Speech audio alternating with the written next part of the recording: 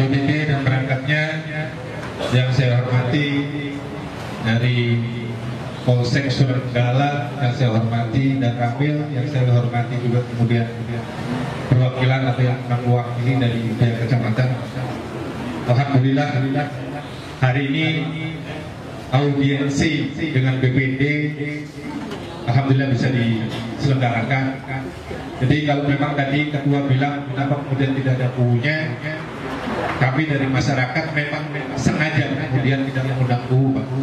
Kenapa kemudian tidak mengundang buku? Ada berbagai alasan. Kemudian koordinator sekaligus kemudian yang hadir hari ini tidak mengundang buku.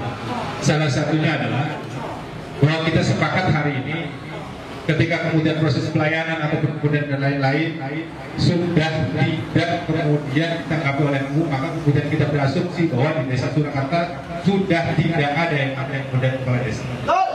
Ketika berbicara kemudian bisa ada kepala desa, maka segala sesuatu kebutuhan menurut kemudian Undang-Undang Nomor 6 tahun 2014 terkait permasalahan desa, bahwa desa, adanya desa itu adalah untuk melayani atau kemudian melayani masyarakat di setempat.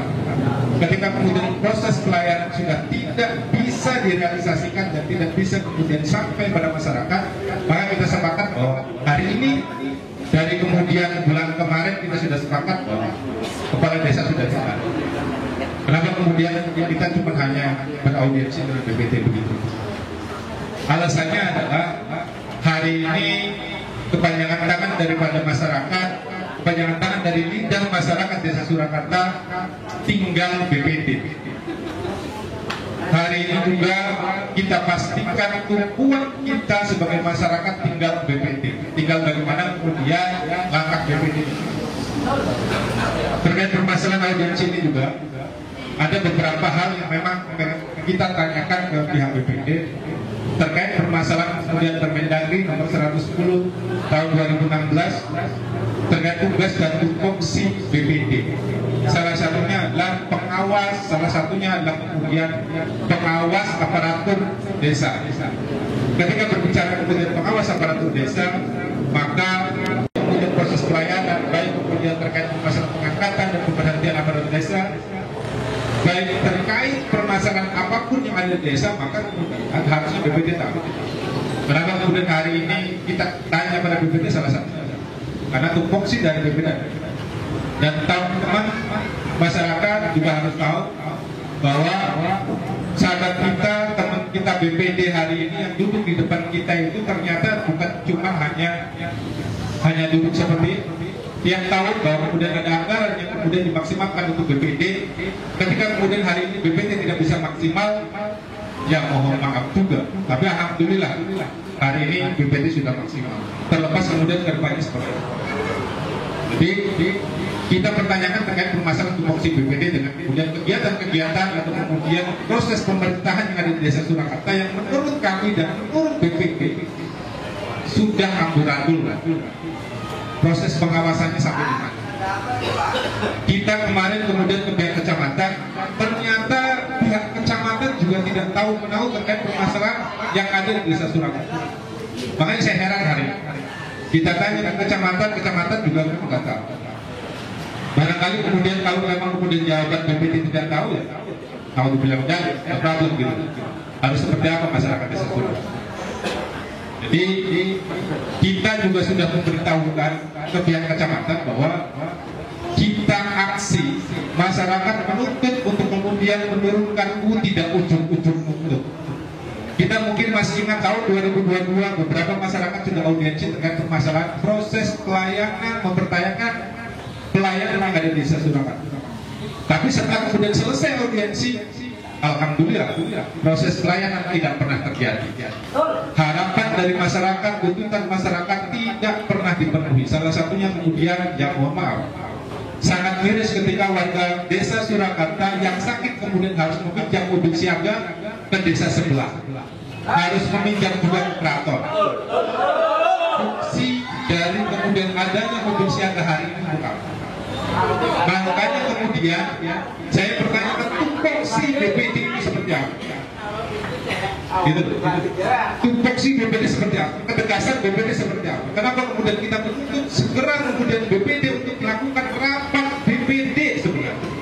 Bukan kemudian hanya kumpul, bukan hanya kemudian cuma ketawa ke TV, dengan kemudian setiap tahun lebih dari 30 juta anggaran yang memang masuk untuk BPD. Kalau kemudian tugasnya hanya ketawa ke TV, ya mohon maaf. Kita semua sudah tahu bahwa tujuan daripada audiensi ini adalah bagaimana kemudian masyarakat menyampaikan setelah apa yang telah terjadi di bulan sebelumnya berupa aksi, menyampaikan masyarakat bahwa semua masyarakat Surakarta sudah tidak percaya lagi terhadap kepemimpinan Gubernur Surakarta. Betul?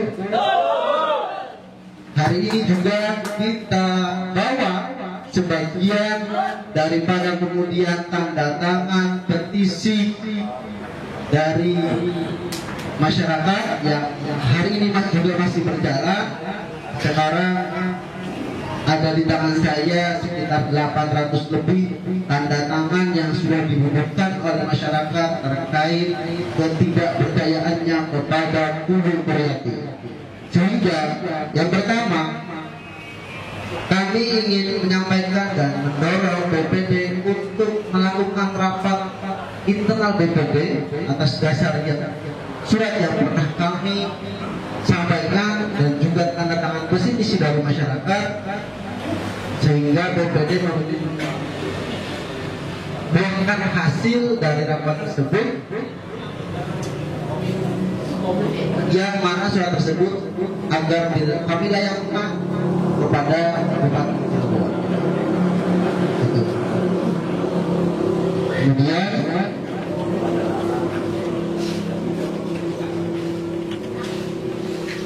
kami juga ingin mempertanyakan terkait mekanisme yang menerangkan tentang pengangkatan dan pemberhentian perangkat desa dan juga lembaga yang ada di Desa Surakarta, baik pemberhentian jabatannya maupun pemberhentian perangkatnya, pemberhentian dari perangkat desa. Karena baru kami tahu informasi ada perangkat desa yang kemudian diberhentikan dari jabatannya, tapi tidak ada alasan yang jelas. Sehingga kami ingin mempertanyakan terkait mekanisme pengangkatan dan pemberhentian perangkat desa maupun lembaga. Itu mungkin dari kami. Selanjutnya maka disambung yang lain. Assalamualaikum warahmatullahi wabarakatuh. Alhamdulillah, terima kasih kepada BPD Desa Surakarta yang sudah mau menerima kami dalam agenda audiensi ini mengenai kebijakan maupun kepemimpinan Bu Desa Surakarta, yang dalam hal ini 2 tahun sudah memimpin Desa Surakarta, tapi saya yakin hasilnya entah kayak gimana, kacau. Kalau pertanyaan saya sebelum menjerumus ke yang tadi, saya menanyakan sebenarnya tugas dan tupoksi BPD itu seperti apa di Desa Surakarta? Satu, karena sejauh ini kayaknya kesewenang-wenangan dulu terhadap BPD itu seolah-olah tidak ada sama sekali komunikasi dan rapat antara pemerintah desa dan BPD. Malahan saya dengar 2 tahun sekarang ini tidak ada yang namanya musdesus atau penerbitan perdes di Surakarta. Seperti itu. Apakah ini settingan ketua BPD dengan kubu atau entah seperti apa?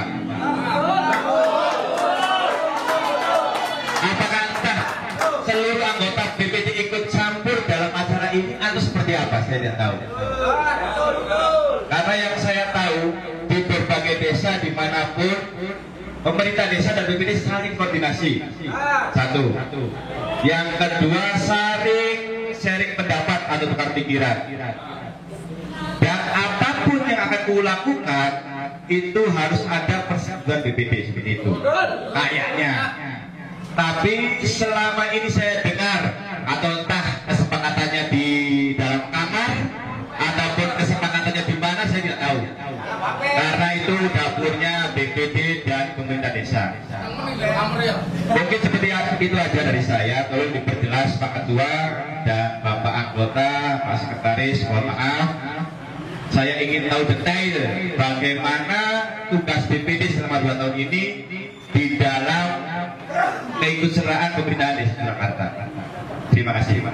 Terkait Undang-Undang Nomor 9 terkait tupoksi BPD di dalam pengawasan, kami merasa bahwa BPD seolah-olah ingin dimandulkan oleh desa.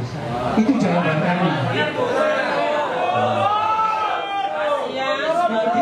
Yang kedua, katanya terkait tidak pernah menegur beberapa kali. Jadi kami secara persuasif, artinya harus dilakukan seperti ini.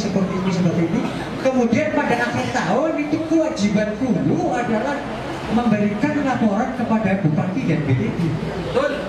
Itu kewajibanku. Tetapi kami sampai negara, sampai berkali-kali sampai datang ke desa untuk dilaksanakan itu dan tidak pernah dilakukan. Yang pertama tidak pernah dilakukan. Kemudian sebagai kerangka yang menangani misalnya Sekdes, Kasipem dan lain sebagainya, saya arahkan begini. Kalau memang kekurangan pengertian, tanya kepada Mas Agus, pada Mas Yudi, tanyanya di luar desa. Itu jadi kerepotan dalam pengawasan kami. Disitulah letaknya. Jadi kami kalau mengawasi tanpa ada dokumen yang ini, yang seharusnya itu menyerahkan salinan APBDes kepada BPD yang tadi disepakati bersama. Itu Pak, udah kami beberapa kali kami tidak memegang APBDes 2 tahun ini. Itu jadi kendala di dalam sampai kami menanyakan dalam hal infrastruktur pembangunan itu mana titik mana yang sudah selesai, berapa angkanya, tidak diberikan keterangan yang sebenarnya. Hanya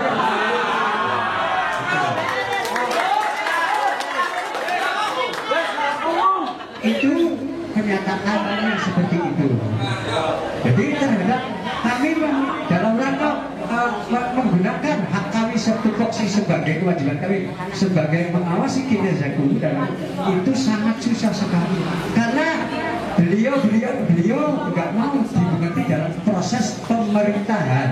Ngertinya pemerintah desa. Yang namanya pemerintahan kan harus bersama begitu. Itu kekurangan kami secara singkatnya. Kemudian yang kedua, tadi kami kan banyak adanya kekurangan. Kami sudah terus terang. Kami upaya kepada ibu guru untuk mereka atau retorikanya itu ditempuh dalam perjalanan untuk menggunakan kebijakannya ibu guru. Itu sudah saya edukasikan, sudah saya ingat. Cuma terus terang, kami selalu secara persuasif. Itu kekurangan kami. Tadi kami juga mohon maaf apabila di dalam hal ini kami belum pernah, hanya baru sekarang mau secara preventif tentang LKPJ ini lagi saya proses LKPJ itu baru sekarang. Ini katanya lagi dibikin, ini saya sudah secara preventif. Jauh sebelumnya kami secara persuasif tidak pulang-pulangnya memberikan kepada ibu guru untuk segera seperti ini peraturannya. Kalau memang beliau belum mengerti, cuma yang tadi tetap badan, artinya tetap akhirnya merasa saya ini seperti dimandulkan. Artinya seolah-olah karena kepada lembaga kami pun asumsinya sejak awal jadi pun putar ini seperti politik ini di luar ini tendensinya kepada BPD itu seolah-olah nggak mau merangkul. Itulah riwayatnya, kejadiannya. Itu Pak Mas Riko. Jadi sekali lagi saya juga merasa kekurangan, merasa bersalah. Tapi saya katakan nggak bela diri saya. Enggak, dihukum apapun enggak. Memang saya salah, bukan salah, kekurangan. Karena kami sudah berupaya.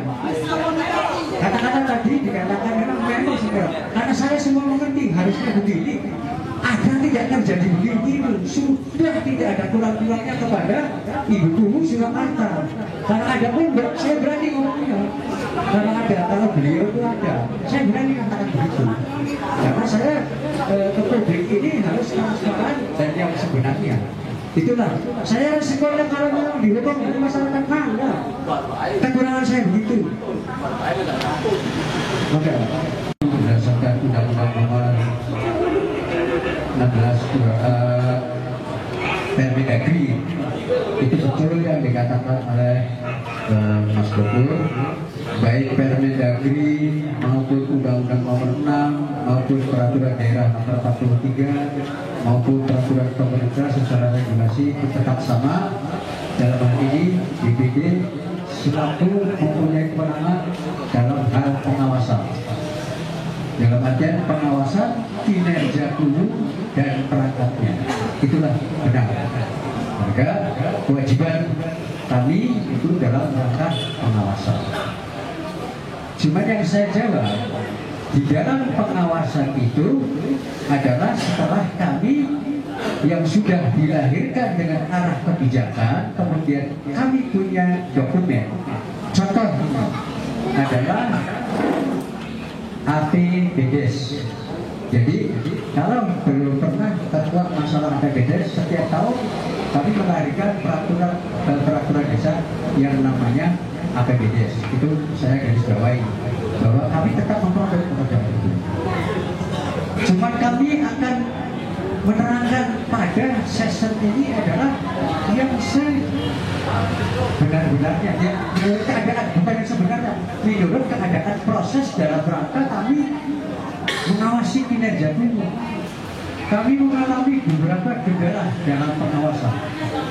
Kalau saya jawab secara personal, secara pribadi saya, kalau di beliau, memang saya tahu. Tapi kalau secara kelembagaan, kami banyak yang tidak tahu. Itu pribadinya dulu ya, saya ceritakan dulu. Terlepas nanti penilaian, kami juga sadar kalau memang dinilai banyak kekurangan, dinilai banyak kesalahan. Itulah kelemahan-kelemahannya. Karena hal itu kalau tidak ada terjadi pahlawan-pahlawan seperti ada, nggak akan muncul segala sesuatu. Sekarang profesional bagi seorang DPD, profesional bagi seorang guru, ini harus itu dengan adanya karena muncul semua terkait misalnya di tipikor semua yang dituduhkan kan hanya 2 item, tapi seluruh dalam rangkuman APBDes dirilis semua. Itulah contoh. Jadi kami dalam pengawasan itu banyak juga. Contoh, melakukan musrenbang kita lakukan. Kemudian dari musrenbang akan diangkat menjadi RKPS rencana kegiatan pembelajaran desa. Seharusnya itu rapat paripurna atau rapat khusus BPD untuk menyetujui segala sesuatu hal yang akan dirilis dalam APBDes. Sebab APBDes akan membahas sumber dananya yaitu dari DD, yaitu dari pusat, dari provinsi bantuan gubernur, dari ADB bantuan bupati, dari PAD hasil lelangan tanah Intisara. Kemudian dari ditambah bantuan-bantuan kabupaten lainnya seperti Paret, dan sebagainya. Sungai Keris, Dikira itu orang foto kita itu. Orang foto itu sudah seorang pejabat politik. Itu orang pejabat politik yang harus mampu diinjak-injak, harus mau itu. Itulah modal seorang pejabat politik. Walaupun di tingkat desa pejabat politik, pakai ketua DPD, anggota DPD termasuk tuh asli sih. Saya pun kan tidak ada tadi yang merupakan tuduhan ya, tapi nggak apa-apa saya jawab. Ya apa-apa saya jawab. Artinya tuduhan apa? Ada berita atau apa? Saya nggak ada, boleh dicek. Lambe abang.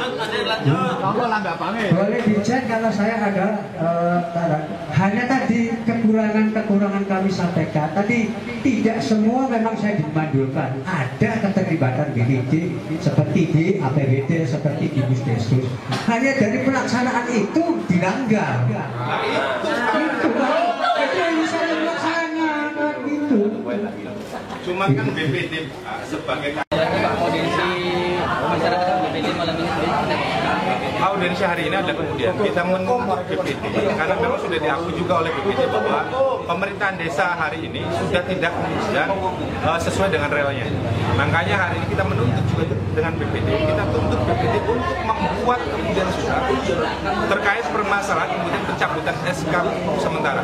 Kita tunjukkan kemudian langsung kepada Bupati dengan kemudian dasar-dasar yang memang sudah kita bicarakan tadi dengan BPD. Salah satunya bahwa BPD tidak pernah dilibatkan dalam apapun dan itu sudah diakui oleh BPD. Terkait permasalahan pelayanan juga memang kita sudah merasakan terkait permasalahan itu. Pemberhentian aparatur yang memang hari ini tidak sesuai dengan aturan itu yang kemudian menjadi dasar. Salah satunya itu yang kemudian menjadi dasar. Nah, poin-poin apa aja Pak tadi yang di audiensi sepakati ya? Kita sepakat bahwa dengan BPD hari ini akan membuat surat poinnya adalah tadi Pak yang kita bikin itu salah satu poinnya menuntut BPD untuk membuat surat pencabutan SK. Adapun kemudian poin-poinnya sudah kita bicarakan tadi dan kemudian akan dibicarakan lebih lanjut antara kemudian perwakilan dari masyarakat dengan BPD. Nah, berarti apakah masyarakat akan tetap mengawal ini atau bagaimana? Kita akan terus mengawal proses ini sampai selesai Pak. Apapun kemudian hasilnya, keputusannya seperti apapun itu yang kemudian akan kita terima. Bagaimanapun itu, prosesnya seperti apa. Kita percaya dengan kemudian pihak kepolisian, kita juga percaya kemudian dengan Bupati hari ini sebagai kemudian pemegang kebijakan akan bertindak seprofesional mungkin. Jadi kita nggak punya kemudian pikiran yang tidak hari ini. Kita cuma hanya berpikir bahwa pihak kepolisian atau penyidik hari ini saya kira kemudian sangat profesional sehingga kemudian muncul beberapa kali pemeriksaan yang kita ketahui juga kemudian sudah diperiksa beberapa kemudian aparat juga sudah diperiksa, mungkin itu yang kemudian menjadi dasar. Nah, kalau keinginan dari masyarakat sendiri ini pada adanya audiensi ini, keinginannya tetap bahwa kemudian mendorong BPD untuk membantu masyarakat terkait permasalahan penurunan bumi atau kemudian pencabutan SK itu tuntutan kami dari awal. Jadi coba baris di situ.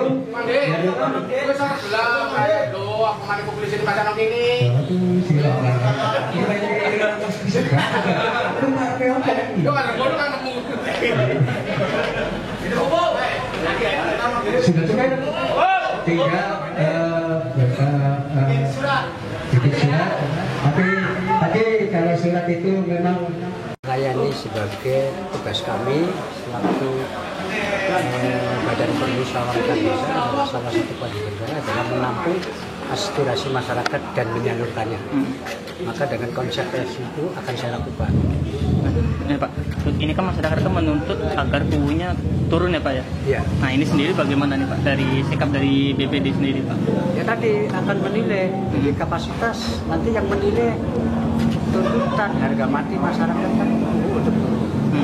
Jadi yang menentukan kan pihak APH termasuk kalau didiamkan kabar bagian hukum. Jadi kami juga akan melayangkan surat kepada kabar hukum yang terkait terjadi misalnya adanya aksi masyarakat 3 kali jilid, adanya petisi masyarakat, adanya audiensi yang artinya kesimpulannya kepercayaan masyarakat terhadap UU Surakarta sudah tidak ada lagi, tapi ini baik dari sebagian, belum masyarakat secara keseluruhan.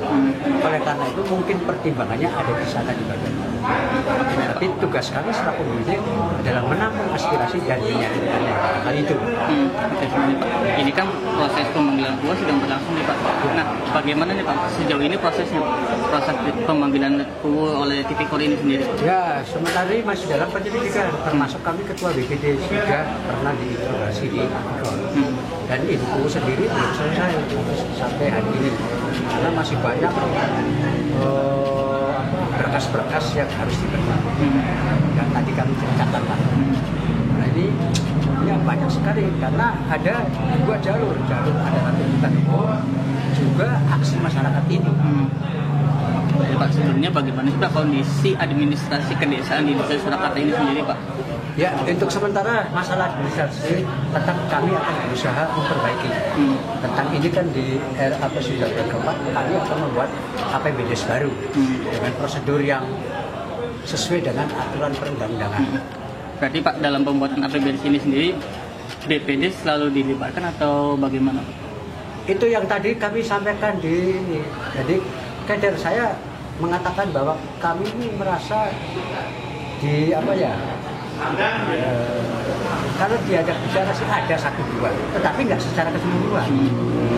Memang nggak sepenuhnya 0% BPD tidak dilibatkan, tapi secara keseluruhan itu masih ada kekurangan yang tidak baik dalam pelaksanaannya. Jadi kami menciptakan bersama arah kebijakan, kemudian kami minta narasi untuk mengawasi dalam rangka karena pemangku kebijakan kan seorang guru yang pelaksanaannya apapun. Nah, tapi kami mendapatkan kendala yang banyak sekali sehingga kami tidak tahu atau transparansinya kurang. Jadi transparansi terhadap BPD sendiri tidak secara penuh terbuka kepada BPD. Kurang. Kami mengatakan sepenuhnya enggak ada yang ini. Tetapi sisi lain kami merasa kehilangan karena banyak yang ditutup narasinya itu. Cukup. Tawaran sih diterima orang beli, itu jadi hadirin lah. Itu riwayat hirup pikuk perjalanan dalam waktu. Jangan tadi SK itu, makanya saya itu memang tahu secara personal bahwa Mas Juragan Diana itu adalah perangkat desa, tapi secara lembaga nggak tahu. Karena diminta tebusan, pegel ngomong, itu kenyataan yang ada ya. Itulah jadi termasuk hal-hal yang oleh karena itu karena di sini artinya kami klarifikasi secara keseluruhan bahwa kepercayaan masyarakat sudah tidak bisa ini salah satunya karena punten dari ibu seorang guru adalah pemegang mandat masyarakat ketika mencalonkan sekarang kepercayaan ini dicabut. Itu kan intinya secara singkatnya selalu persuasif. Inilah persuasif hasilnya. Maka insya Allah ke depan siapapun yang duduk di pimpinan di desa akan secara persuasif selama saya masih belum habis SK-nya. Itu. Jadi artinya sampai di situ. Jadi apakah ini sudah cukup? Tadi barangkali merilis supaya ada ceritanya tentang kelembagaan. Bukan alasan nih Mas Dukur, cuman kanggo wawasan artinya yang kelembagaan desa.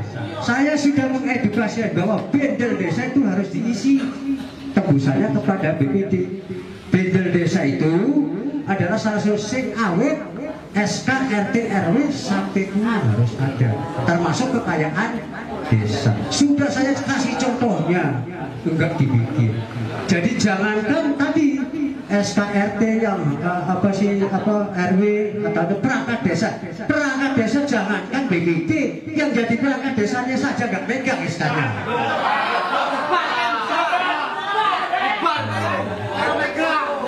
Itulah. Jadi sangat susah sekali itu. Ya kasih cerita ngalami dia.